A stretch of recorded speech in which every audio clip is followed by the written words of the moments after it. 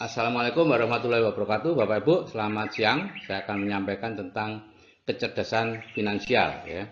Sekarang tanggal 26 November.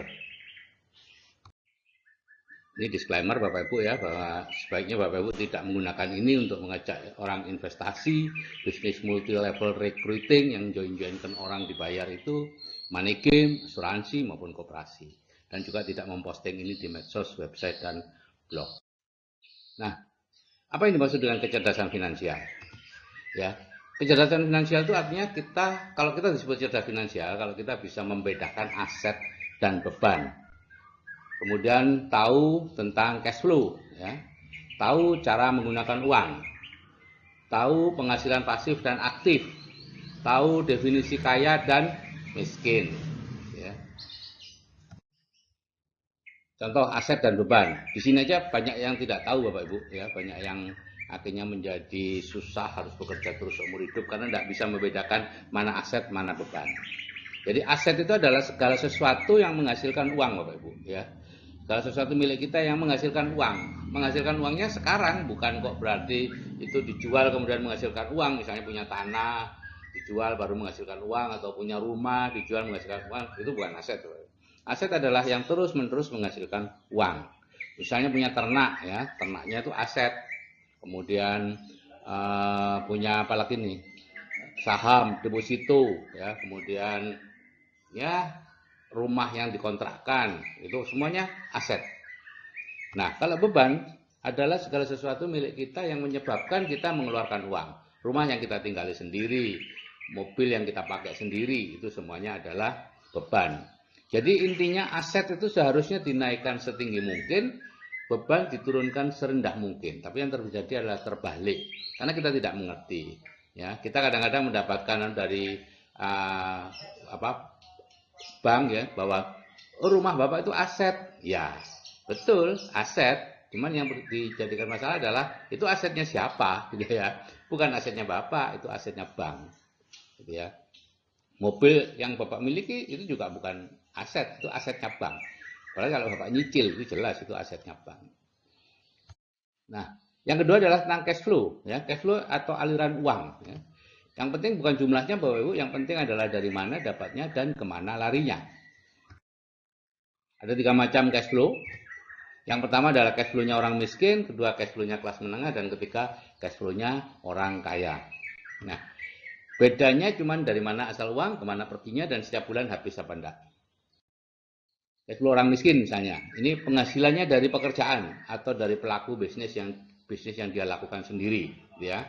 Kemudian uangnya habis setiap bulan untuk makan, minum, sewa rumah dan pakaian, ya. Jadi sepanjang uangnya habis, Anda termasuk cash flow-nya orang miskin.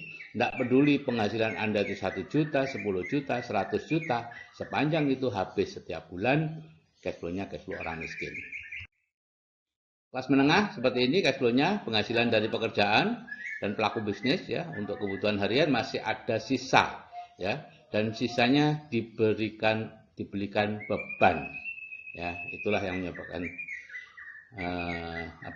lama-lama bebannya meningkat dan cash flow-nya kembali ke cash flow orang miskin. Nah, cash flow orang kaya sederhana, yaitu penghasilannya dari aset, misalnya dari bunga bank, ya, bunga deposito, atau dari rumah-rumah yang dia kontrakkan dan sebagainya, ya.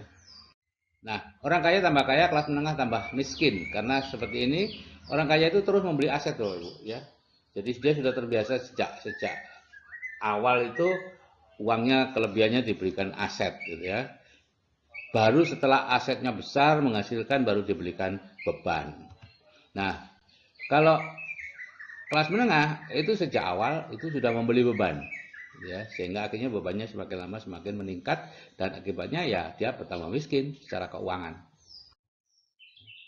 Nah, yang poin ketiga adalah cara menggunakan uang, ya. Ada 3 cara kita menggunakan uang. Yang pertama sebagai peminjam. Nah, di sini yang suka itu bank dan lain-lainnya senang, ya. Orang ini selalu dalam kondisi hampir bangkrut Bapak Ibu.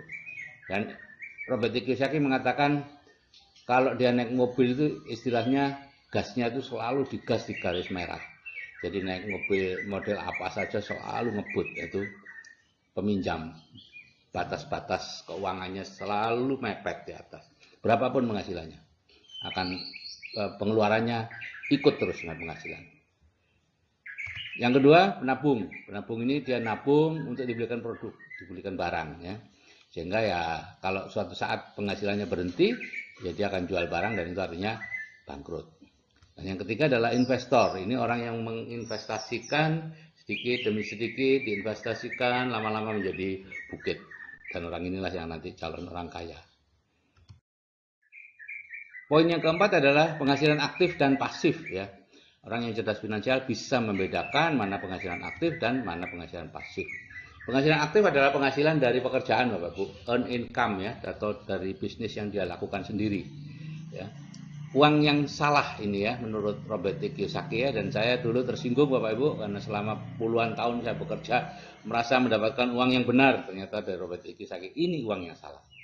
Dan benar karena memang semakin besar penghasilannya, hutangnya akan semakin tinggi pula. Itu dari penghasilan aktif seperti itu umumnya. Yang kedua adalah penghasilan pasif, yaitu penghasilan yang berasal dari aset. Aset adalah sesuatu yang kita kerjakan sebelumnya, gitu ya, hasil dari apa yang kita kerjakan sebelumnya. Dan ini disebut sebagai uang yang benar. Yang kelima adalah definisi kaya. Ada dua definisi kaya. Yang pertama adalah penghasilan pasif Bapak Ibu lebih besar dari biaya hidup. Kalau seperti itu Bapak Ibu disebut kaya. Di sini tidak ada masalah jumlah Bapak Ibu ya. Di sini tidak ada masalah jumlah. Penghasilannya berapa, nggak ada. Tapi misalnya nih, contoh Bapak Ibu punya kos-kosan. Ya, kos-kosan menghasilkan 6 juta sebulan, padahal Bapak Ibu biaya hidupnya 5 juta. Itu sudah kaya. Sudah kaya, meskipun sederhana. Ya. Nah, yang kedua adalah jumlah hari tanpa bekerja secara fisik dan tetap bisa mempertahankan tingkat kehidupan Anda. Gitu ya, itu artinya. Jadi, berapa kekayaan Anda? Kalau Anda ingin tahu, silahkan berhenti bekerja mulai besok. Berapa lama Anda bisa mempertahankan tingkat kehidupan Anda tanpa harus menjual sesuatu. Nah, definisi miskin, ya. Orang yang harus bekerja untuk mempertahankan tingkat kehidupannya. Ini definisi secara keuangan ya Bapak Ibu ya. Kalau definisi miskin secara sosial tuh relatif lah ya.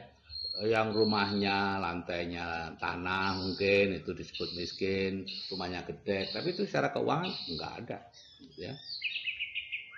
Jadi saya ini dulu termasuk orang yang miskin kalau secara keuangan karena saya harus bekerja untuk mempertahankan tingkat kehidupan saya. Kalau saya berhenti bekerja sebulan aja, istri saya sudah harus menjual sesuatu. Ya. Nah, cash flow kuadran ini nanti akan lebih banyak Bapak Ibu peroleh di video cash flow kuadran ya. Ada 4 cara kita mendapat penghasilan. Yang pertama adalah employ, itu sebagai karyawan. 2, self-employ atau profesional dan pelaku bisnis ya, seperti pemilik restoran, pemilik pemilik warung, pemilik salon, ya, bengkel, ya itu pelaku bisnis. 95% orang ada di sini Bapak Ibu. Sedangkan uangnya hanya 5% uang yang ada di sini. Makanya kalau Bapak Ibu perhatikan, syarat untuk bisa berhasil di keduanya ini semakin hari semakin tinggi syaratnya. Nah, berbeda dengan yang kedua, kuadran kanan yaitu kuadran business owner dan investor. Business owner ada 3, konglomerasi, waralaba dan network marketing. Ya, investor ya investor. Ini 5% orang ada di sini, 95% uang berada di sini. Sehingga biasanya kalau sudah masuk di sini tuh ayem banget. Alhamdulillah saya sudah masuk di kuadran kanan. Dan beberapa teman saya sudah masuk ke sini. Nah, Robert T. Kiyosaki menyarankan mereka yang di-employ dan self-employ jangan terlalu lama, pindahlah ke business owner dan investor. Tapi sekali lagi ini pilihan ya, saya hanya membacakan apa yang disarankan Robert T. Kiyosaki ya. Jadi ini pilihan masing-masing, tidak ada hal buruk atau hal jelek di sini. Ini hanyalah sebuah pilihan.